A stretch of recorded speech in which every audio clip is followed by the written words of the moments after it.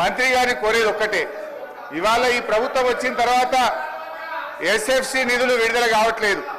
EGS నిధులు కేంద్ర ప్రభుత్వం ఇచ్చినా డైవర్ట్ చేసినారు.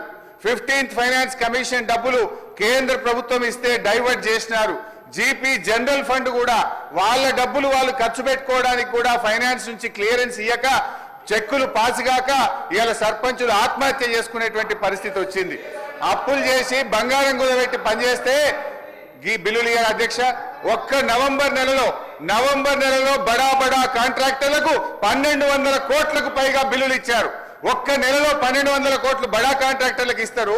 ఈ చిన్న కాంట్రాక్టర్లు 5 లక్షలు 10 లక్షలు చేసిన సర్పంచులు, ఎంపీటీసీలు, జెడ్పీటీసీల మీద ఎందుకు పగబట్టి కక్షతో వాళ్ళని ఇబ్బంది పెడుతున్నారని చెప్పి నేను ఈ రోజు ప్రభుత్వాన్ని అడుగుతున్నా అధ్యక్ష.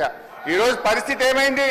గ్రామ పంచాయతీలకు రెగ్యులర్ గా ఇవ్వాల్సిన నిధులు ఇవ్వకపోవడం వల్ల చివరికి ఏం దాకా వచ్చిందంటే అమెరికా దేశం తెలంగాణకు పోతే చికెన్ గున్యా వ్యాధులు వస్తున్నాయి, జాగ్రత్త అని అమెరికా దేశం ఆ దేశ పౌరులను హెచ్చరించే పరిస్థితి ఏర్పడ్డదంటే పల్లెల్ని ఏ రకంగా మీరు నిర్లక్ష్యం చేశారో అర్థమవుతా ఉంది. ఇప్పటికైనా ఇప్పుడు అమెరికా తెలంగాణ పోతే చికెన్ గున్యా వస్తుందని ఆ దేశ పౌరులను హెచ్చరించిందంటే ఇది మన రాష్ట్రానికి అవమానం, ఈ దేశానికి కూడా అవమానం. మీ పాలన ఆ రకంగా ఉన్నది. సో దయచేసి మేము కోరేది ఒక్కటే అధ్యక్ష, వీళ్ళు బిల్లులే కాదు అధ్యక్ష, ఎంపీటీసీలు, సర్పంచులు, జెడ్పీటీసీలు దిగిపోయి 9 నెలలైంది, ఇంకా వాళ్ళ జీతాలు కూడా పెండింగ్లు ఉన్నాయి. 1వ తారీఖు జీతం ఇస్తామని చెప్తారు. జెడ్పీ చైర్మన్లకు, జెడ్పీటీసీలకు, ఎంపీటీసీలకు దిగిపోయి 9 నెలలైనా 3 నెలల జీతాలు పెండింగ్ ఉన్నాయి అధ్యక్ష. ఆ జీతాలు ఇయరైతే పనిచేసిన దానికి బిల్లులు ఇయరైతే వాళ్ళు మిత్తిలు కట్టలేక, అప్పులు కట్టలేక ఇవాళ చాలా బాధల్లో ఉన్నారు. నేను సూటిగా మంత్రి గారిని అడిగేది ఒక్కటే, దయచేసి త్వరలో ఇస్తాము, తొందరలో ఇస్తాం కాదు అధ్యక్ష, స్పష్టమైన డేట్ చెప్పి గ్రామ పంచాయతీ ఎన్నికలు మీరు పెట్టబోతున్నారు, ఆ లోపు వాళ్ళ బిల్లులన్నీ కూడా క్లియర్ చేయాలని చెప్తా ఉన్నాం. మీ దాంట్లో ఏం చెప్పింది అధ్యక్ష? ఈరోజు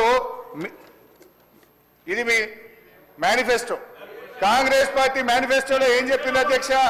రాజీవ్ గాంధీ గారు తెచ్చిన 73, 74 రాజ్యాంగ సవరణ ప్రకారంగా మీరు గ్రామ పంచాయతీలను బలోపేతం చేస్తామన్నారు, నిధులు విడుదల చేస్తామన్నారు. కానీ మీరు అదేది కూడా చేయకుండా ఇవాళ మోసం చేస్తున్నారు. మాజీ సర్పంచ్లకు, మాజీ ఎంపీటీసీలకు పింఛన్లు ఇస్తామన్నారు. పింఛన్ మాట దేవుడు కానీ వచ్చే జీతం కూడా ఇస్తలేదు అధ్యక్ష. గా పింఛన్ కూడా ఎప్పటి నుంచి ఇస్తారో, జీతాలు ఎప్పటిలో క్లియర్ చేస్తారో